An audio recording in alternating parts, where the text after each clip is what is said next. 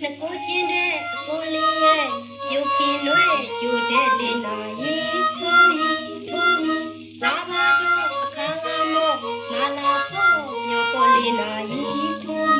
ကိုချင်းတဲ့ကိုလေးရဲ့ယူခင်တို့ယူတဲ့လေးနာရီထိုးလာပါတော့အခါမောမလာဖို့ညောပေါ်လေးနာရီထိုးမောင်နေစဉ်နေတိုင်းပြန်လာမယ်လားစီမောင်စားလို့ခါလာတွေ့အစင်းလေးရပြီမောင်ရောက်ချိန်ကြီးပါပြီမောင်ရောက်ချိန်ကြီးပါပြီသနီးလာတာလီစာရီစားနဲ့ရာဂဒီနောက်ကလူပါအခါကြီးနှစ်ပူရဲ့ကြောင်းလာလာမောင်လာ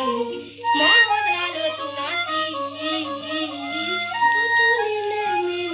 ရိုးရိုးလေးနဲ့